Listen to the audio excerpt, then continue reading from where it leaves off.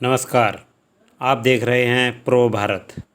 दोस्तों, आज मैं आपके लिए एक ऐसी वीडियो लेके आया हूँ जिसमें जो पाकिस्तान के जो मौलाना है, पाकिस्तान के जो मौलवी हैं, वो किस तरीके से आम जनता को बहलाते हैं, फुसलाते हैं, किस तरीके से अपनी बात को जनता के सामने रखते हैं, जिसको देखकर आपको हैरानी भी होगी और हंसी भी आएगी।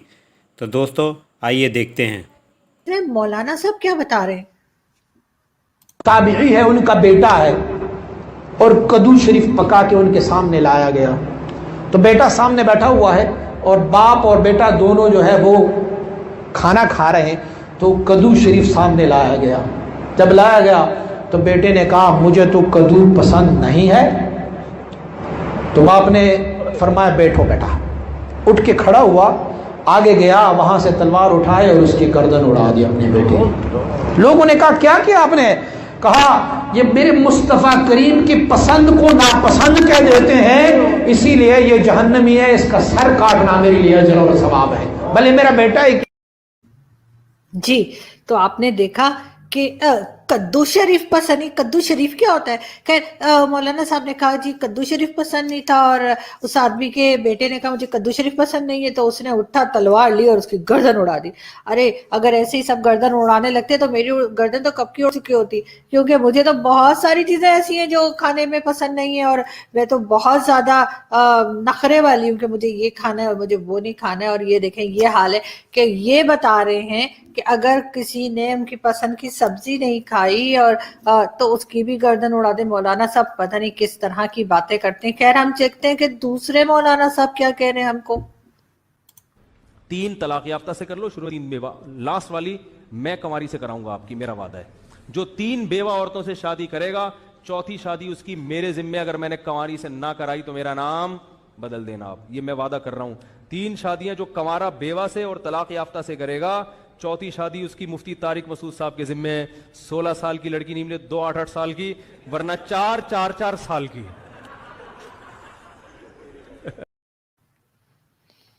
ये देखिए इनके दिमाग की हालत। ये बता रहे हैं कि ये 16 साल की, 18 साल की जो है, ये दो से करवा देंगे। अगर 18 साल की ना मिली इनको तो फिर ये 4 साल की ऐसे करके ये 4 से करवा देंगे।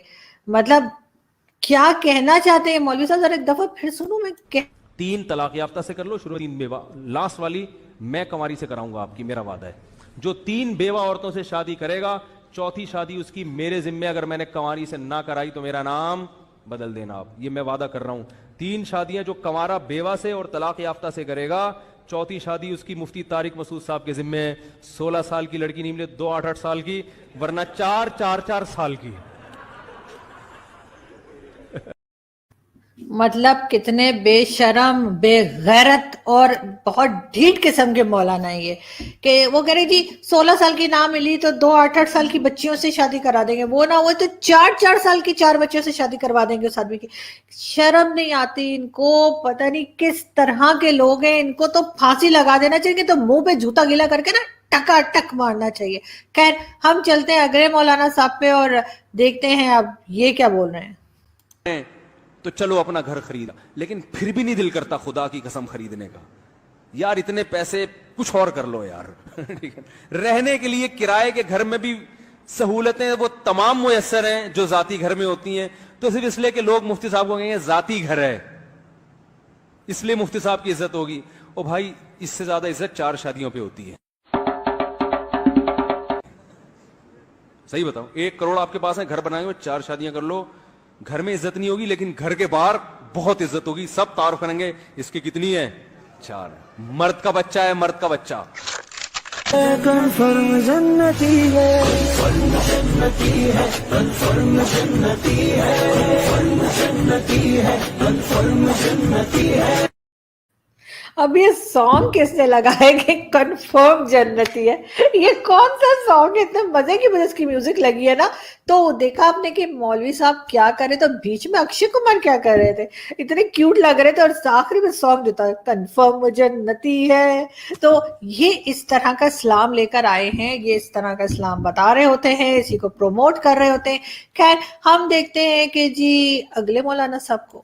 इसलिए फरमाया कि अगर औरत को बच्चा भी हो रहा हो और वो ऊंटनी के ऊपर बैठी हो, ज़चकी के वक्त, बच्चे की पैदाइश के वक्त औरत को एक ऊंटनी पे बिठाया जाता था अरब के अंदर, ताकि आसानी से डिलीवरी हो जाए, आसानी से बच्चा पैदा हो जाए। अगर तुम उस ऊंटनी पर भी बैठी हुई हो और तुम्हारे बच्चे का डिलीवरी का वक्त करीब हो और इस हाल में तुम्हें तुम्हारा शौहर हम बिस्तरी के लिए तुम्हें बुलाए, तुमसे वो ये चाहे कि वो अपनी बीवी से फायदा हासिल करे, तो आए औरत, तुझे उस वक्त भी अपने शौहर के पास जाना पड़ेगा, इसलिए कि उसके दिल में लगी हुई आग को तेरे अलावा कोई बुझा नहीं सकता है।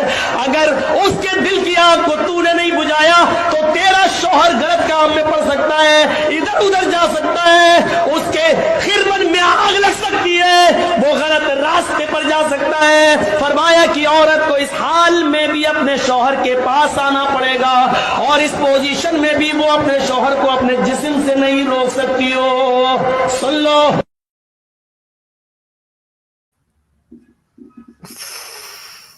अब इस पे मैं क्या कमेंट करूं?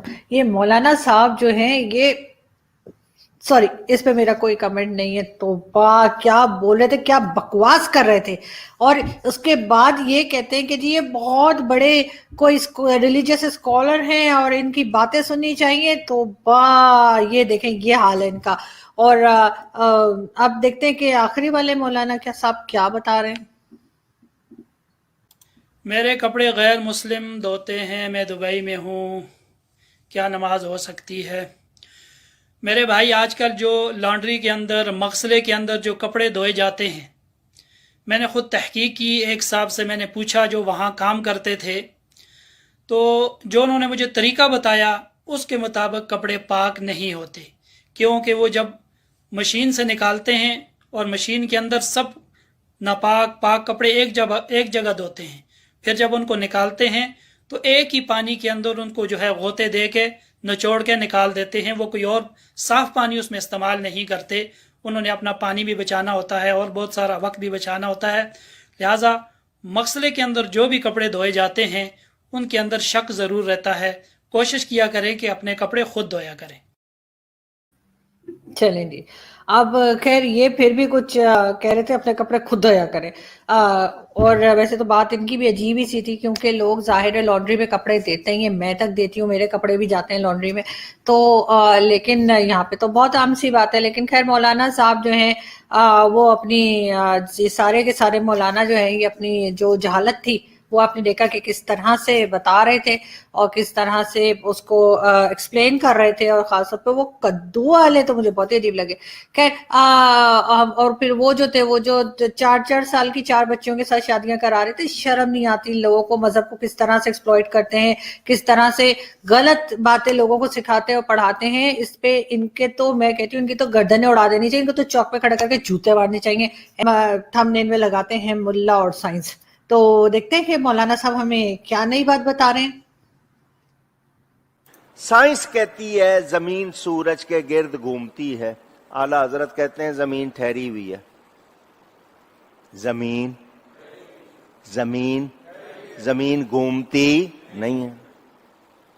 साइंस वाले बच्चों को भी पढ़ा रहे हैं, जमीन सूरज के गिर्द घूमती है, वो पूरा चक्कर बताते हैं। आला हजरत कहते हैं जमीन ठहरी हुई है। किताब लिखी, सिर्फ जबानी नहीं कहा, किताब का नाम अल-फौजुल मुबीन। 105 दलीलें दी हैं उसमें कि जमीन हरकत नहीं करती। कितनी ऊंची?